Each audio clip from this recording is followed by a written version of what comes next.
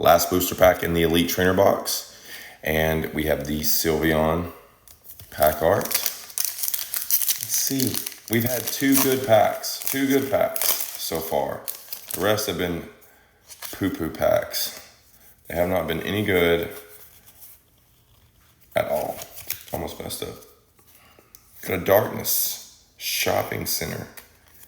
Hypno, Fletchinder, Teddiursa, Cryogonal, the Fox, Dwebble, Rufflet, Petalil, and a Gorgast. So we had two good packs out of Elite Trainer box. I think I'm just gonna have to get a booster box and see what happens out of that. Subscribe if you want to see it.